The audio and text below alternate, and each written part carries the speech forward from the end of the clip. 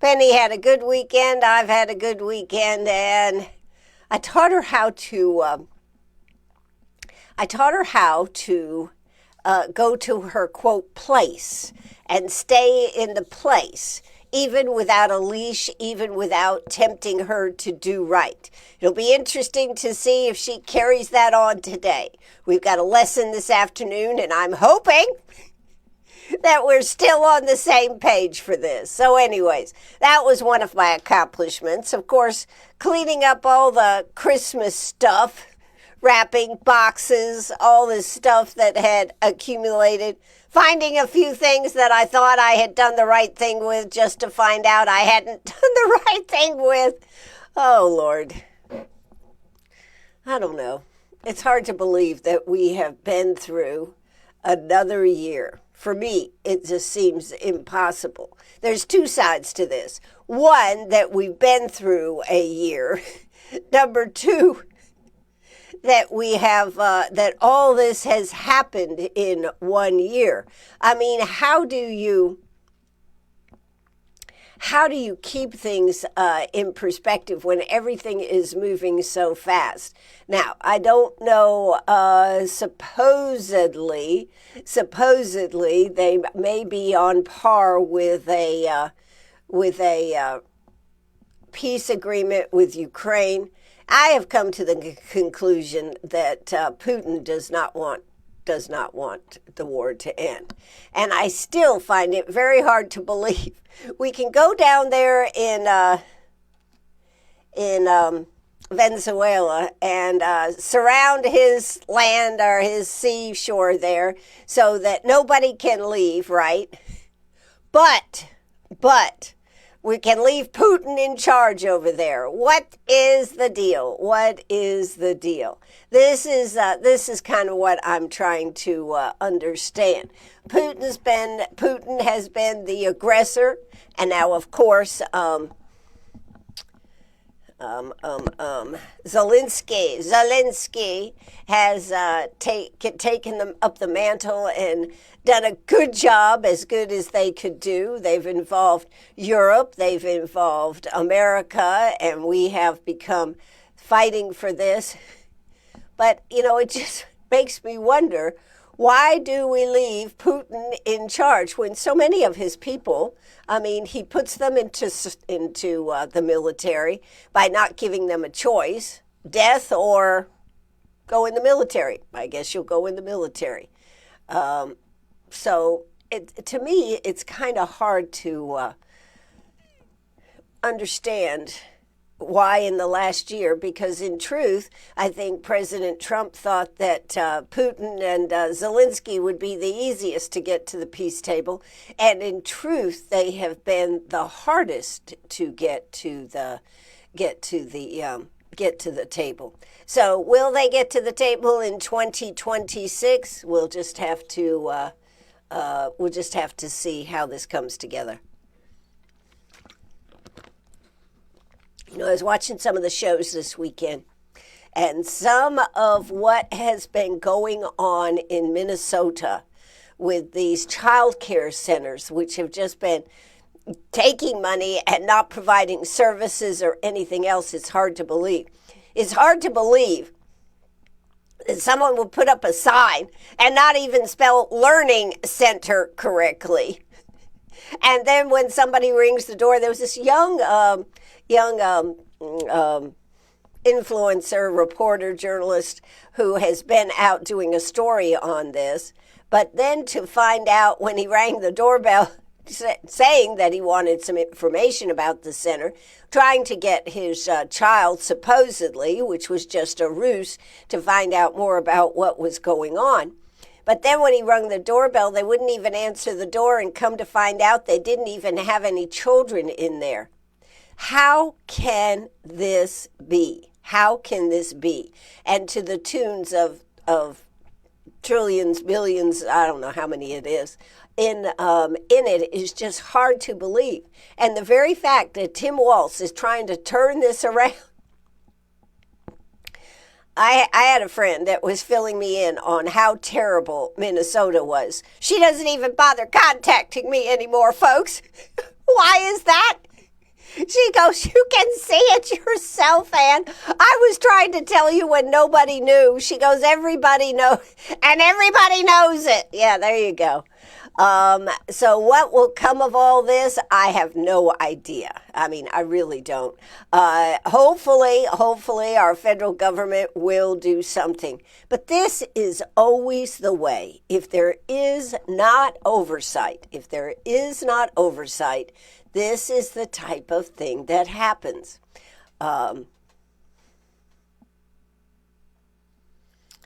Not to bring up a subject that is kind of a sore subject, but South Carolina was not paying attention to the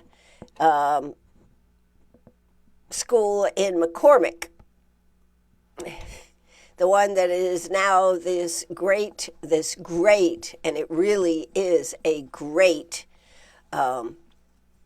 agricultural school. Back, I don't know, I lose track of time, 5, 6, 7 years ago, they were out of control. And unfortunately, it cost the state a lot of money because they weren't paying attention. Well, now they have taken that and turned it around so that we are having a situation that is good. But that is like a microcosm of what happens in society when you don't have oversight, and you have people who know that there is no oversight, and so how at this, and the thing about this is, I'm just trying to write something here. How could we let this get so far out of hand? How did all the things about with the COVID money, the money that was given to businesses, all the cases, and there's a whole lot more cases that they have to try to prosecute, and whether they ever do or not is the question. But when there is no oversight, when people are not held responsible, this is exactly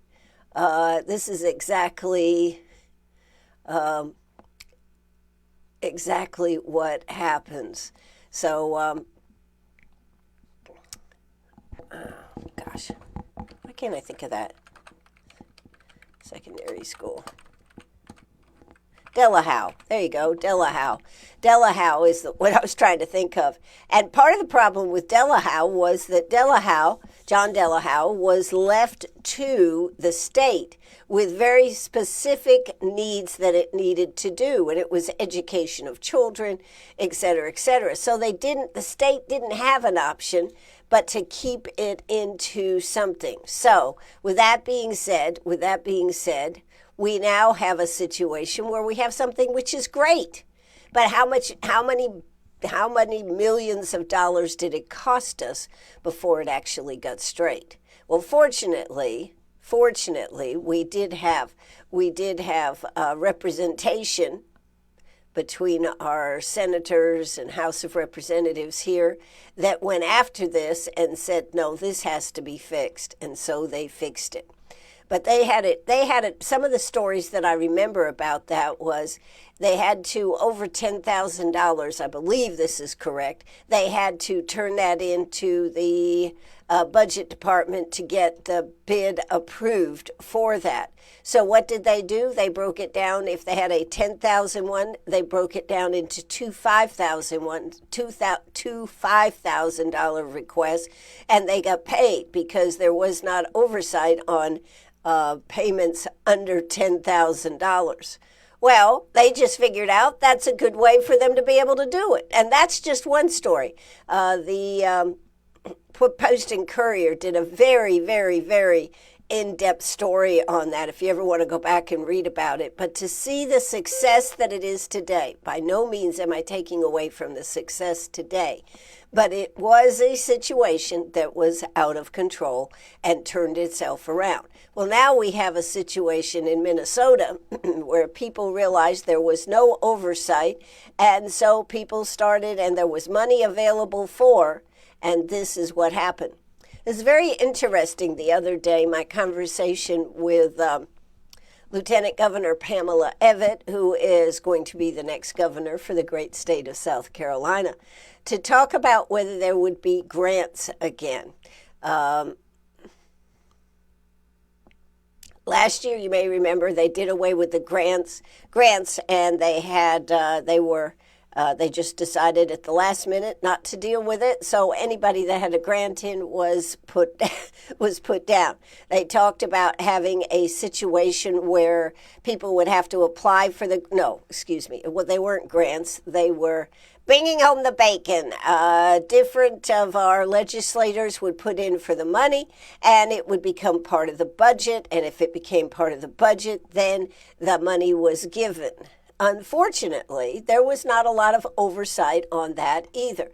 And there are many cases where we had lack of oversight, so nothing happened. For example, do you remember the situation that we had with Carl Allen? I believe he's a senator.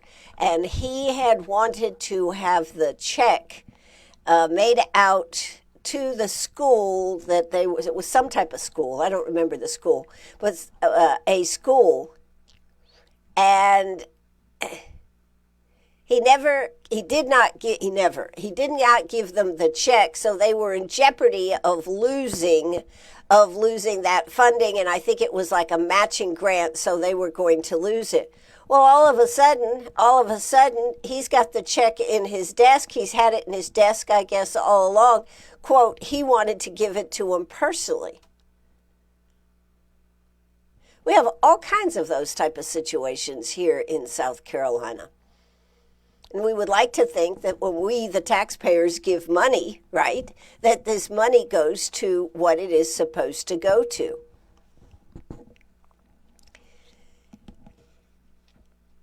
But without oversight, none of this works. And that is one thing we as taxpayers should be demanding, that people that get money, whether it is through a granting service, which way is the state government going to go? Are they going to allow earmarks again, or are they going to do a granting possibility? And I've heard that the earmarks could be coming back. And if that is true, how are they going to ascertain that the money that is given, the money that is our money, is given to the appropriate, is given and is used for what it is supposed to be used for? I don't know. With a grant, at least, you usually have a board that oversees it. Reports have to be filled out, et cetera, et cetera. Some of the things that have happened in our state government where money has been given and no follow-up has been are all over the place. So we look at Minnesota and like we are aghast that this is happening. But it has been happening in our own state. And so I just wonder, are we going to get this right this time? Are we going to get in our state right?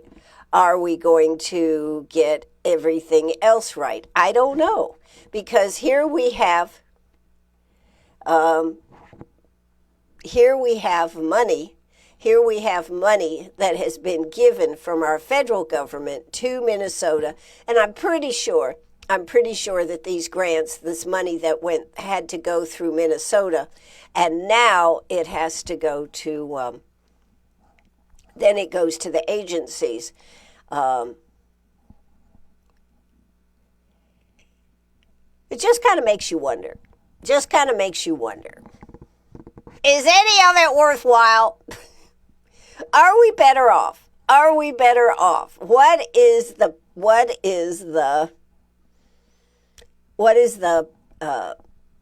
position? What should be the things that government should do?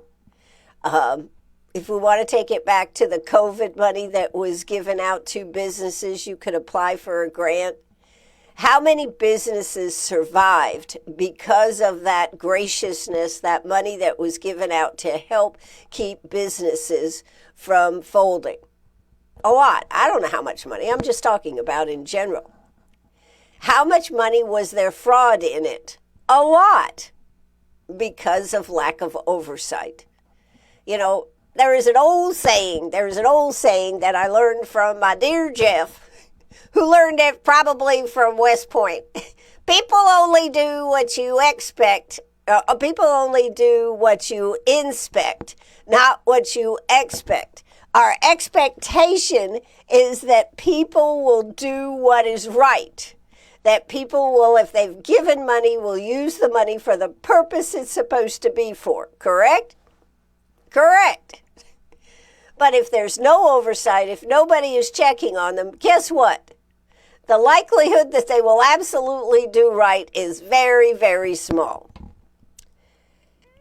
So that is why you and I and everyone needs to be involved, because we have a tendency to forget, and I say this quite often, that the money that we are given from granting with the federal government, with the state government, whether they're earmarks or whether they're grants, is given from we, the taxpayers. The government does not create anything unto itself. It does not create money. It creates money through our taxes. And I think so often we forget about that. If you were loaning the money to somebody to help them do something, would you not have an expectation? Would you not have talked about how you would be paid back? And or if you gave this money, what would it be? What would it be used for, and if you're buying into this, you're doing it because of the exact purpose of it being used for, and you believe in and support that purpose. So, if the money was used for something else, you'd be mad as hell. Correct? Correct. So, I just really wanted to say that as we look at Minnesota, and we're aghast at what has happened in Minnesota. We should not look too far from what has happened in our own state in South Carolina. So there you go. There's my opening statement here today. We should be engaged. We should know what's going on. So with that, is going back to earmarks in our state the right way to go? Or does money given to organizations to do good things for our communities, should it be done through a granting policy? That really is the question. Last year, everybody was upset because they took all these, and part of the reason I think they were upset is because at the very last minute, the governor said, no earmarks for you. No soup and no earmarks. And because of that, people were kind of counting on the fact that the legislator would bring home the bacon.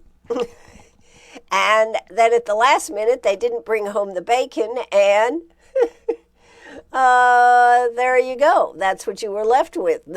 People didn't get any grants at all last year, which technically, well, there were a few, because the more powerful you are, the more ability you have as a legislature to bring it home regardless, no matter how they disguise it.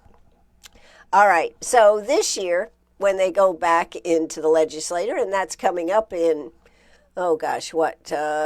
maybe 2 weeks. 2 weeks they'll be going back in. There's a big discussion about whether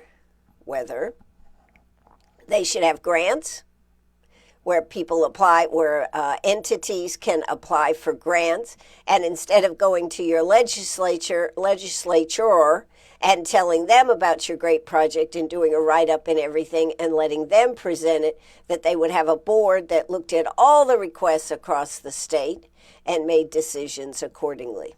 I don't know what the right answer is. I think it's an interesting question. I think it's interesting that last year they did away with it and really gut-punched a lot of people that thought that things were a shoo-in. And then now we're back talking about the possibility of putting it back in, because what could the legislator talk about with his constituents when it's time to try to get their vote? I brought home the bacon for this. Bacon. So if they can't say that, what sets them apart? There's going to be a lot of interesting things in South Carolina this year. I'm actually looking forward to covering that because it is to the point where decisions are going to have to be made how they are going to operate. So I just thought I would mention that. It's just kind of different as to how we proceed. Not only that, this is the last year of Governor Henry McMaster.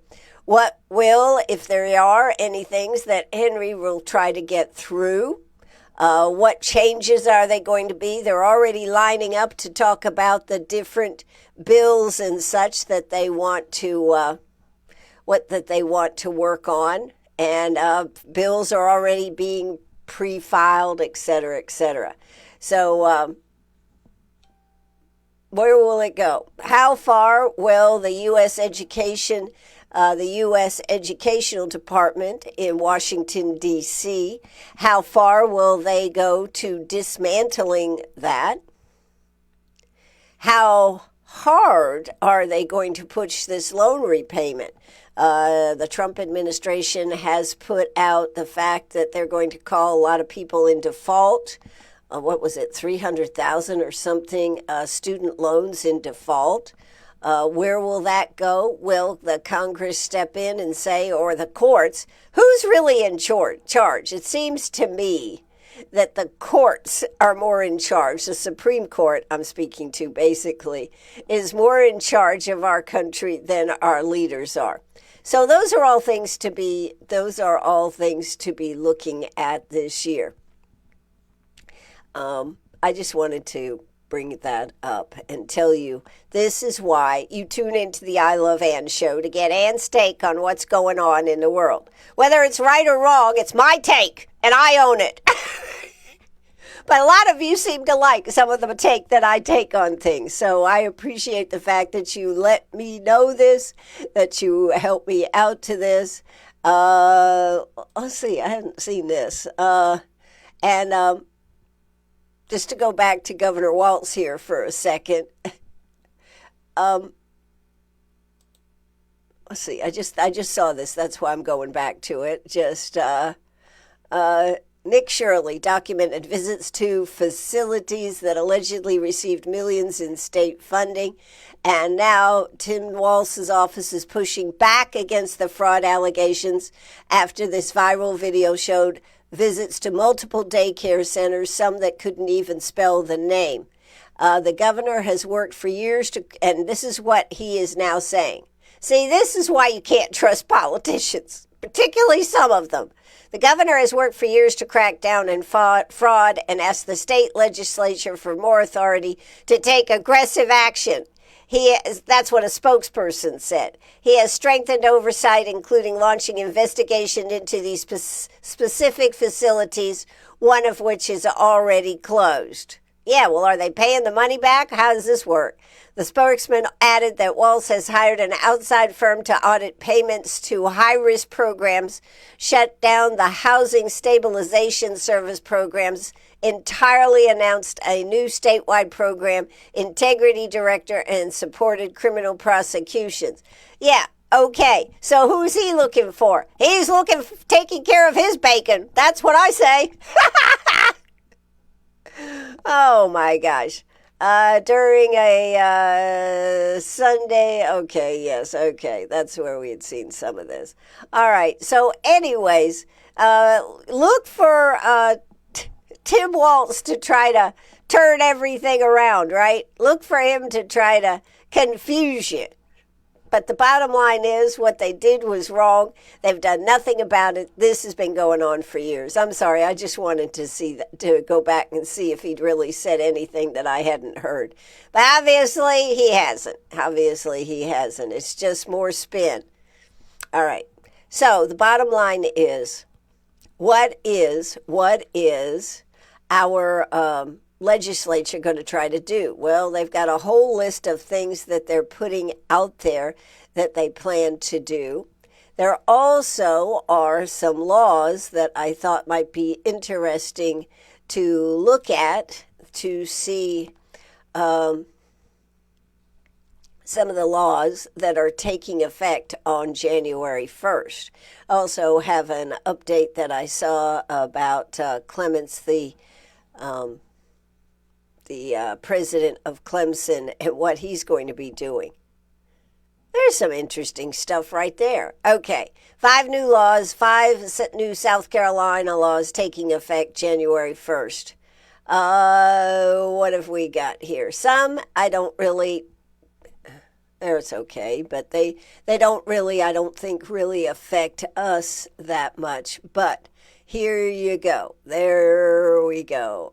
Individual income tax consolidation, H4216. South Carolina continues its multi-year plan to simplify and lower the state income tax starting January 1st. The state moves toward a more streamlined tax structure with a target top marginal rate of 3.99%. That's number one. The change in the legislation aims to collapse the state's multi-bracket system into a flatter model eventually. For the 2026 tax year, the top rate is reduced to produce relief to a broader range of taxpayers.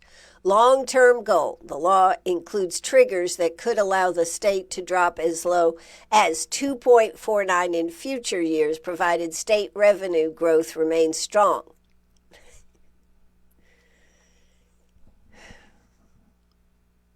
So let me ask you something. I should have asked Pamela Evans this. So the law that they now have is that they have triggers that could allow the top rate to drop to as low as 2.49% in future years, provided state revenue growth remains strong. So what are they saying? When the state growth, so if state revenue growth remains strong. So what happens if we have an off year? Let's say for some reason the revenue dropped precipitously. And so what do they do? They go, I'm sorry, we are going to tax your asses this year. You can't do that kind of, well, maybe you can. So if you people out there aren't spending enough money, we're going to have to do this. If we don't have your business making lots of money, we're going to have to do this. Come on, how does that work? Anyways, this is what they have in place right now. According to Lieutenant Governor and others, she is not the only one on this, doing away with the state income tax is a goal. And so we are looking at a new governor for next year. So where will that leave us? All right. Now, they've also just, in a significant move for the state economy, Governor Henry McMaster announced that the unemployment insurance tax rates for businesses will decrease or remain the same starting January 1st. The impact, this represents the most significant reduction in unemployment unemployment insurance tax rates in years. Okay. Excuse me. It represents a reduction in the unemployment insurance tax cost since 2011, collectively saving South Carolina businesses an estimated $40 million in 2026. Here's what are we talking about? A piddly $1 million, $40 million? We're always used to hearing billions and trillions. But anyways, who benefits? Benefits in nearly all tax classes will see lower rates, with some seeing savings over 30%. This is made possible by a healthy $1.8 billion balance in the state unemployment insurance trust fund. So that is nothing that you and I, as far as individuals, will see that much. The tax rate being decreased could affect some people, particularly more probably on the higher end. But the liquor liability reform, new rules governing liquor liability take effect on January 1st, provided much needed relief to bars, restaurants, and the hospitality sector. The reform, under the new statutes, an establishment found to be only slightly at fault for an incident, such as a crash caused by an overserved patron, will no longer face 100% of the financial liability. A liability cap. The law now caps the business's liability at 50% of the actual damages when responsibility is shared with the impaired driver. While companies must still maintain $1 million in insurance, this change is designed to stabilize rising premium costs. There also is a new South Carolina Department of Revenue updated the state's withholding tax tables for the 2026 calendar year. Starting January 1st, all employers and payroll providers in the states must switch to the 2026 tables and the newly released 2026 SCW4.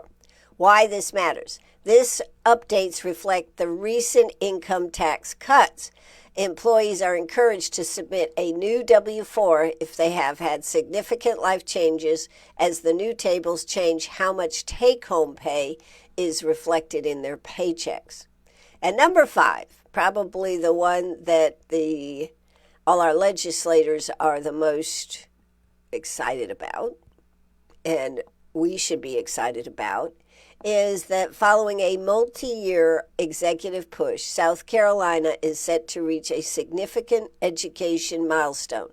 The state's goal to raise the minimum starting teacher salary to $50,000 is slated to be fully implemented in the 2025-2026 cycle. Teacher retention, this is to help with that. And the state funding the 2026 budget cycle includes the necessary appropriations to ensure every school district can meet this new minimum regardless of the local property tax wealth. So those are some of the things that are coming. No, as far as what I see here, they're more chest pounding than anything else to the legislatures. The thing about the liquor liability still needs a lot of work. That is not finished. Their thing on the income tax, that is again something that needs more work and more study on, and how are they going to replace that income, because part of that income is what comes back to run your cities. I think your cities, maybe your counties, but your cities are the ones that really count on the taxes to be able to come back.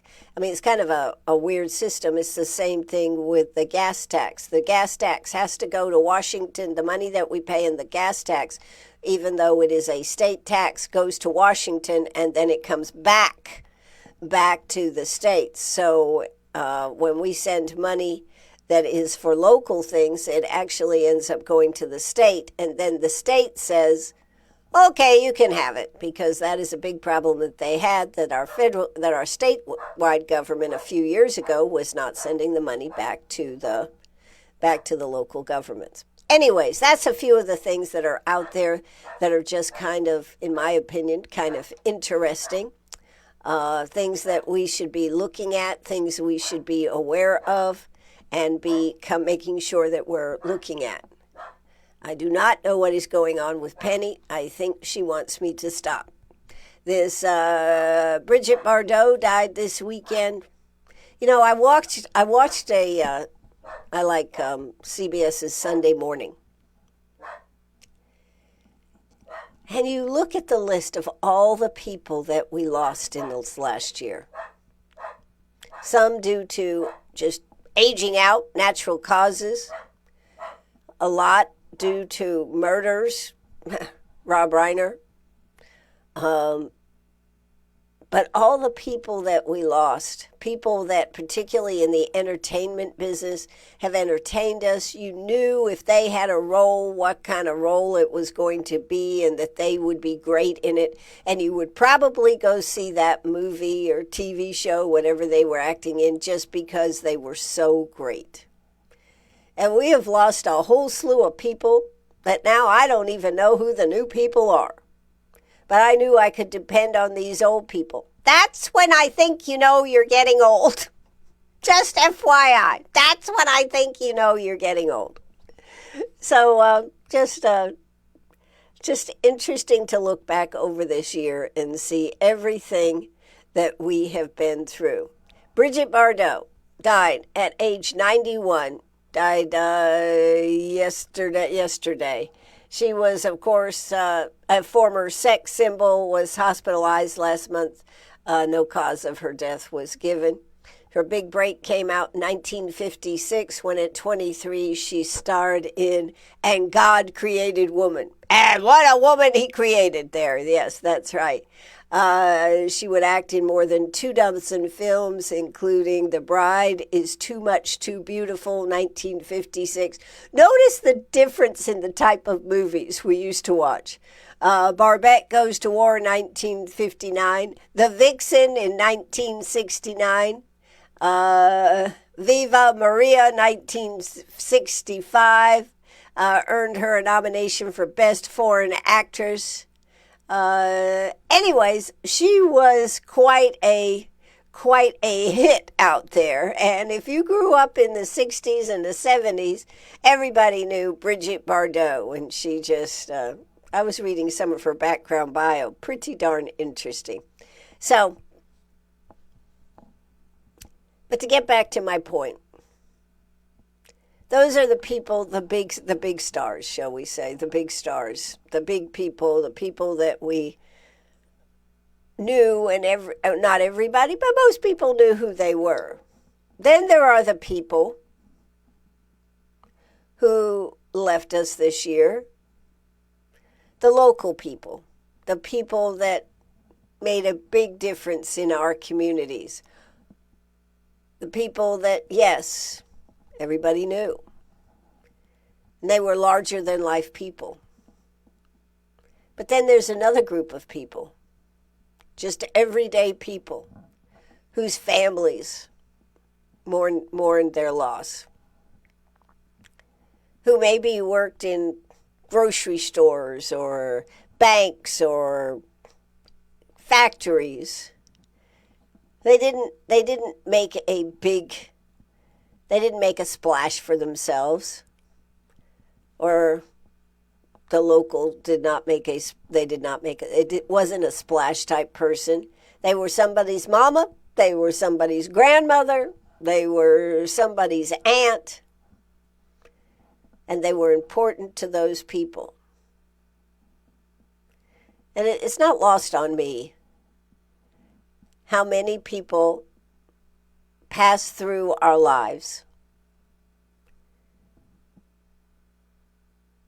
that all of a sudden one day they're not there. You may know of someone who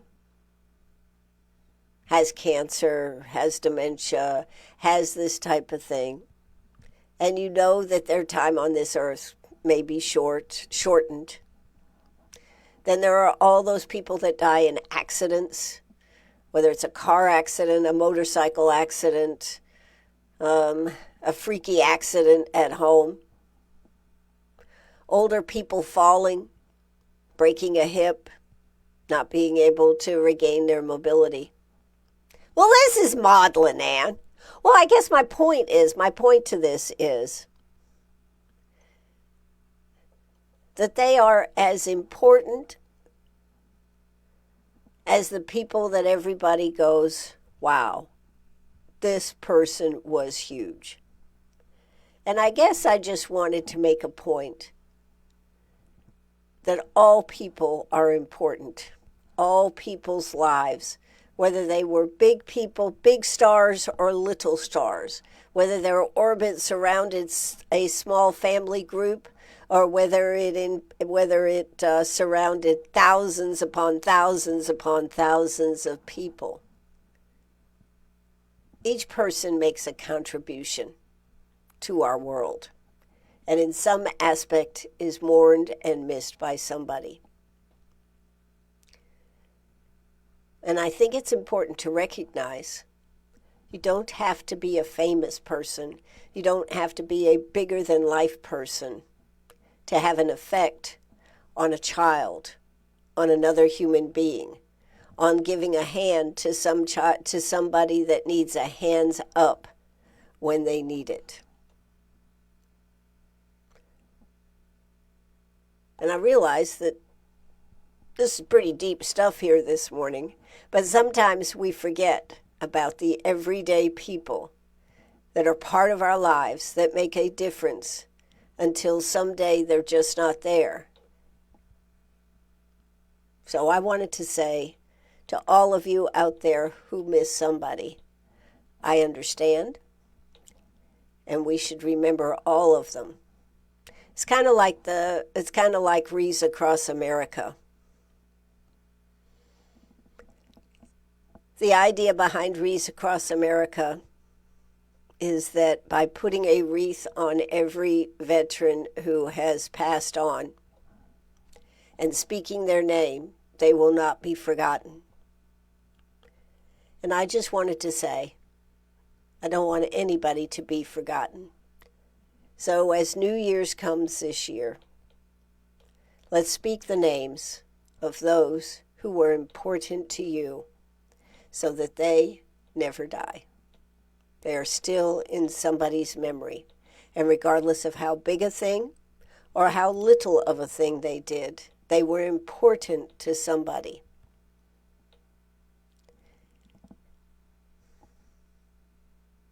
Just saying. Something to think about. Anyways, it's going to be a new year here in a few days. I plan to be more focused on what's happening in our state government, our local government, some on our federal government. You know, we can't control what those crazy people are doing up there. We can only hope that the effects that they have up there are not going to affect us too badly.